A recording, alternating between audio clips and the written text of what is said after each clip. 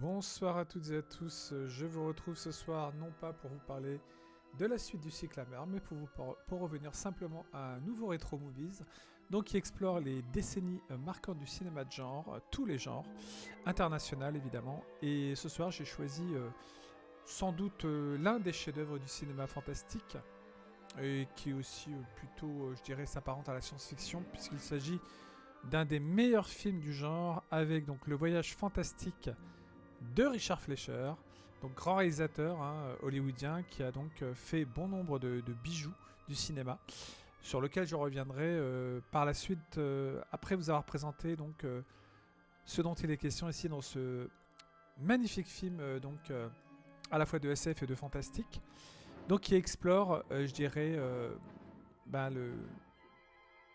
qui explore le corps humain évidemment à travers une expédition un peu particulière menée par des scientifiques. Voilà, donc on entend actuellement donc la musique de Leonard Rosenman pour ce film.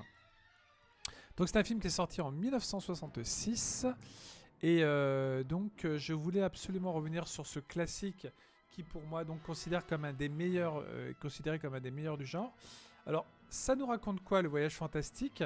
Eh bien c'est tout simple, c'est l'histoire d'un scientifique en fait qui a inventé la miniaturisation, qui a trouvé un procédé en fait de la faire tenir sur une durée d'1 heure, mais en fait, sur ses dernières recherches, il trouve le moyen de la rendre permanente. Manque de peau, ce scientifique en question, donc, et à un moment donné, donc, va avoir un accident. Voilà, donc, il essaie de passer à l'ouest, mais dès son arrivée, en fait, il y a un attentat qui le laisse plonger dans un coma profond, avec un caillot de sang dans le cerveau. Donc le gouvernement des États-Unis donc est impatient de lui sauver la vie, donc afin qu'il puisse partager donc son secret, en particulier de la miniaturisation illimitée. Donc pour résorber ce caillot, donc il décide évidemment d'envoyer un groupe de scientifiques, comme je l'ai dit, avec donc des acteurs, très bons acteurs que je citerai juste après. Voilà, donc il décide d'envoyer dans un petit vaisseau donc qui va être miniaturisé, donc qui s'appelle le Proteus, donc une sorte de sous-marin qui est injecté dans le corps du patient. Mais faut savoir que en raison donc de la durée courte d'1 heure, ils doivent absolument éradiquer le caillot dans le cerveau du malade avant l'expiration de ce délai, puisque sinon non seulement il risque le vaisseau risque de tuer bien sûr le patient, même de l'exploser on va dire, mais surtout dès que en fait comme c'est un corps étranger, dès que le vaisseau donc commence à reprendre sa forme, à grandir, donc il y a aussi les défenses immunitaires, et ça c'est ce que je trouve vraiment génial dans le film, mais aussi les défenses donc immunitaires donc du vaisseau, du corps humain, qui, notamment les globules blancs, donc, qui vont s'en prendre évidemment au corps étranger. Ce qui est tout à fait normal, puisque donc notre corps est composé, bien sûr, et heureusement pour nous, donc d'un système immunitaire. Alors, attendez, je vais juste passer maintenant les images du film. Composé d'un système immunitaire qui nous défend contre les étrangers ou contre toute menace extérieure. Les étrangers, qui viennent, qui sont dans le corps humain, déjà, qui peuvent se développer, ou les menaces venant de l'extérieur. Bon, mais là, tant qu'il est confondu avec, on va dire, qu'il n'est pas considéré comme une menace, ce vaisseau, évidemment, le système immunitaire ne l'attaque pas. Mais ce qui est génial dans ce film, c'est vraiment l'idée, en fait, de ce voyage fantastique. C'est une idée conçue sur un scénario original, et l'idée est vraiment excellente, parce que faire un film quand même sur l'idée d'envoyer un groupe de scientifiques pour explorer, je dirais, le corps humain, et pour l'époque c'est vraiment excellemment bien fait au niveau des effets spéciaux visuels. D'ailleurs il a eu l'Oscar à l'époque des meilleurs effets spéciaux visuels sur Voyage Fantastique, et franchement c'est une véritable pépite, un régal pour tout passionné, je dirais, de choses vraiment qui sortent de l'ordinaire, puisque c'est un des premiers films qui a abordé, je dirais, un voyage justement fantastique dans le corps humain, qui a été repris d'ailleurs, l'idée de ce voyage fantastique un peu, mais de façon comique, plus humoristique avec L'aventure intérieure de Joe Dante, excellent film de 1987. Et voilà, donc ce voyage fantastique est vraiment une pépite dans le genre que moi, bien sûr, je vous conseille, pour ceux qui ne l'auraient jamais vu, en tout cas, de découvrir Toute affaire cessante. Voilà, donc un film absolument, pour l'époque, je dirais, novateur.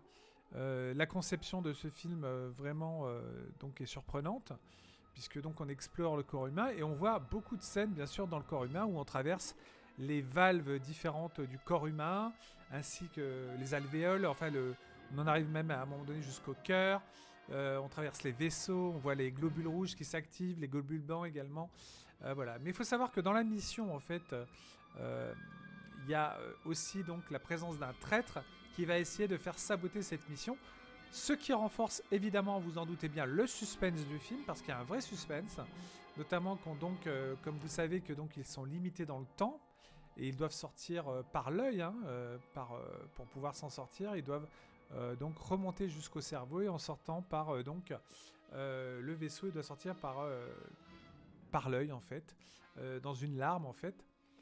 Mais il va y avoir des obstacles vraiment qui vont se mettre en travers du chemin de ces scientifiques, non seulement avec les défenses du corps humain qui sont qui deviennent dangereuses puisque donc comme je dis, s'ils sentent une menace qui devient dangereuse, qui s'intensifie, ils risquent d'être donc bloqués par ces défenses immunitaires. Puis il y a également les défenses naturelles, je dirais, du corps. C'est même pas des défenses, c'est en fait là c'est pas des défenses, c'est simplement le fait par exemple de passer une valve. Ils vont être propulsés par exemple près du cœur, donc c'est dangereux. Enfin, il va y avoir vraiment des péripéties plus que passionnantes dans ce film. Moi, c'est une véritable régal. J'ai découvert quand j'étais gamin. Déjà, j'étais fasciné par les images, notamment quand les scientifiques arrivent dans le corps humain et qui découvrent, je dirais, les premiers... c'est comme un voyage vraiment surprenant, étonnant, qui nous fait découvrir l'intérieur du corps humain sous toutes ses coutures. Alors, je vous dis, on explore le poumon, l'estomac, à un moment donné, ça arrive près du cœur, donc il y a danger, jusqu'au cerveau après pour remonter. Mais en fait, ils partent, je sais plus à partir de quoi ils sont injectés. Je crois qu'ils sont injectés à partir de l'oreille et puis ils descendent. Ils essaient en fait de traverser toute une zone pour remonter vers le cerveau, etc. Mais le film est absolument passionnant. C'est c'est une aventure hors du commun, comme le dit l'affiche, et c'est vraiment une pépite du genre. Avec donc les acteurs que je vais tout de suite citer, qui sont bien sûr, qui font aussi la force du film. La distribution, notamment, je vais commencer honneur aux dames par paix à son âme, nous a quitté depuis le début de l'année, Raquel Welch. Voilà, qui est donc magnifique à cette époque, qui venait de tourner aussi un autre film de Paul Hammer, justement, 1 million d'années avant Jésus-Christ, qui était un succès, tout comme ce voyage fantastique. Et puis vous avez dans la distribution des acteurs comme Stephen Boyd, Edmond O'Brien, Stephen Boyd qui avait joué pour Hitchcock dans Leto, entre autres, Edmond O'Brien, Arthur Kennedy, Donald Pleasance, notre cher Donald Pleasance, qui joue le docteur Michaels, qui a un rôle excellent aussi dans le film. Grosse surprise pour ceux qui ne l'ont pas vu, vous verrez son rôle. Il y a Arthur O'Connell, William Redfield, et voilà. Et il y a même en débutant, qui commençait depuis peu dans le cinéma, c'est James Brolin, bien sûr, qui a joué dans le Amityville, notamment, il a joué aussi dans beaucoup de films, Amityville, et puis je pense évidemment à Monde Ouest de Michael Crichton.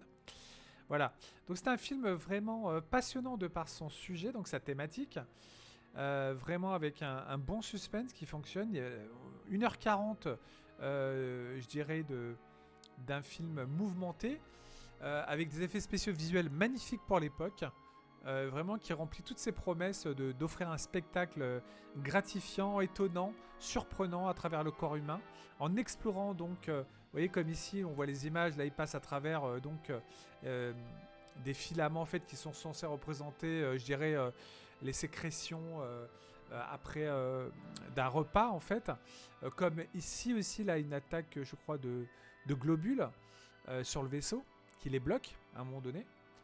Bref, c'est un film qui est vraiment captivant, déjà de par son thème, de par son scénario, mais aussi de par vraiment le côté visuel. En 66, faire un film pareil, c'était vraiment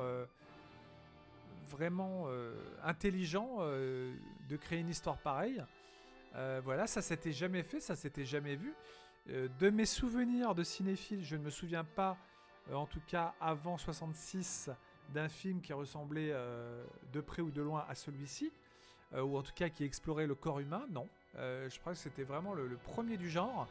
Donc d'où l'intérêt vraiment de le découvrir, de le regarder au plus vite, parce que franchement, vous passeriez à côté d'une véritable petit chef-d'œuvre du cinéma de science-fiction avec donc cet aspect aussi fantastique, euh, un mélange des deux en fait, hein, puisque le fantastique provient un peu de, oui, je dirais du côté justement d'explorer en fait un univers inconnu, le corps humain avec ses dangers, et puis le côté science-fiction, le côté révolutionnaire de créer donc la miniaturisation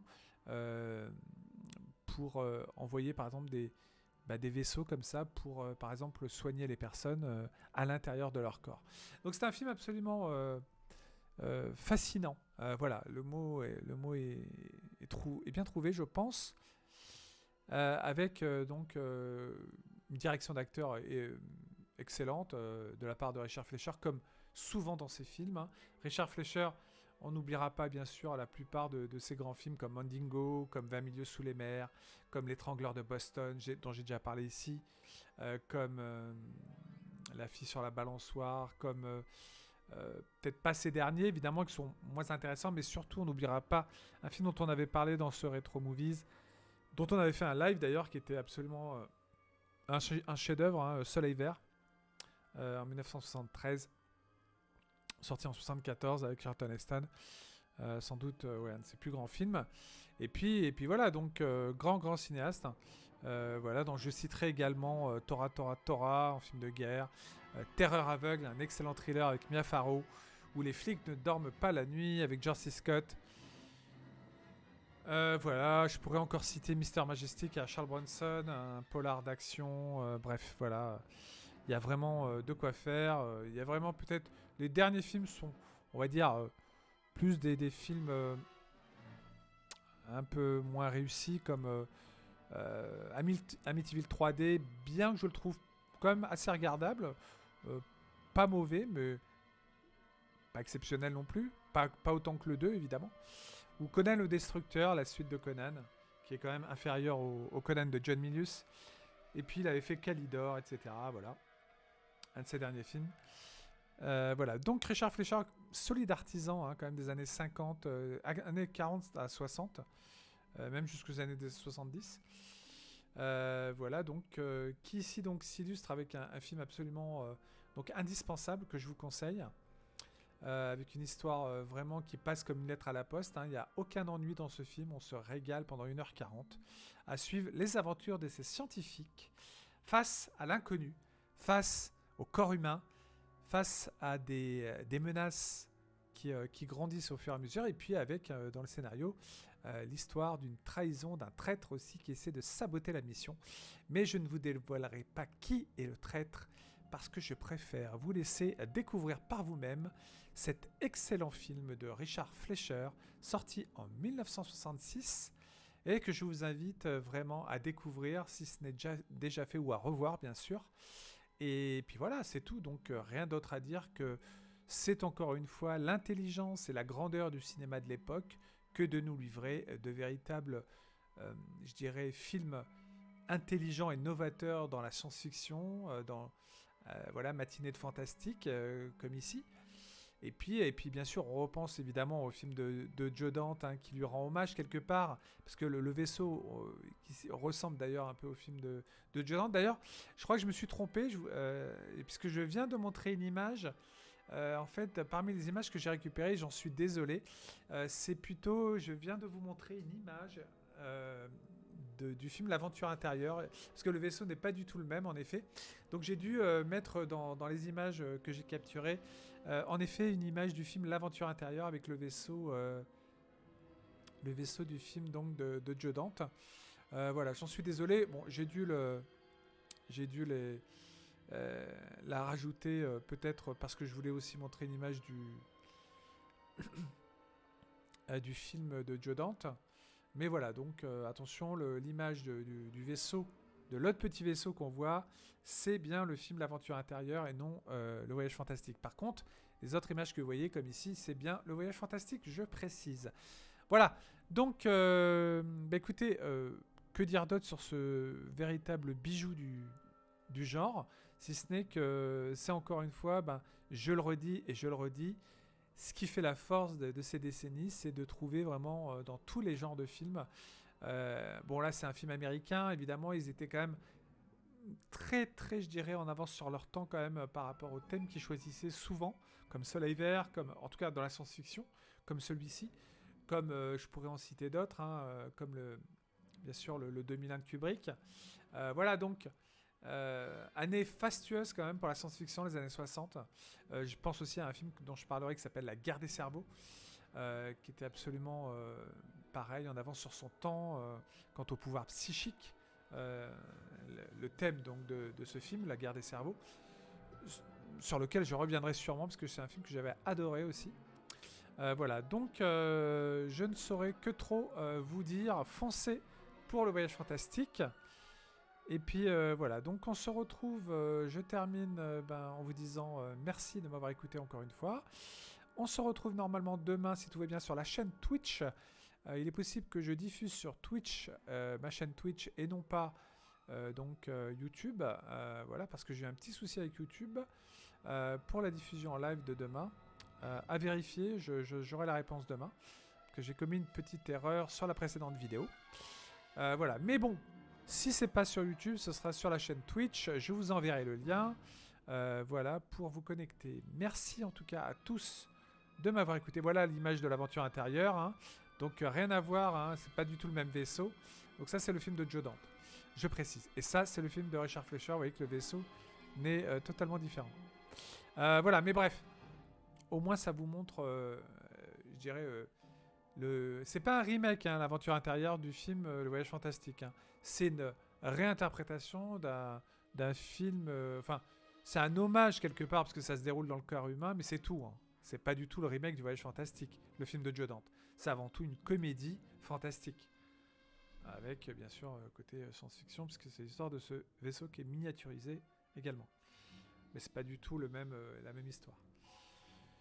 Voilà, donc il me reste plus qu'à vous souhaiter une bonne semaine, bonne continuité de semaine, et puis on se dit à très vite pour la présentation d'un nouveau film Hammer, et puis surtout le live sur donc le diptyque des Gremlins de Joe Dante, justement, demain à 21h.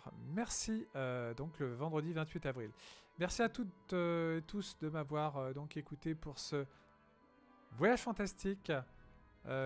Pour lequel je renouvelle bien sûr tout mon intérêt et surtout vous incite, pour ceux qui ne connaissent pas, à le découvrir au plus vite. Bonne soirée, bye bye, à très vite et à bientôt. À demain, surtout. N'oubliez pas le pouce bleu, le pouce vers le haut, et bien sûr d'aller consulter, si vous vous intéressez au cinéma de genre, des années 60 à 90 en particulier, d'aller voir le blog Les Chroniques d'Atreyu. Merci à tous. À plus tard. Bye bye. Et vive le cinéma de genre, comme toujours.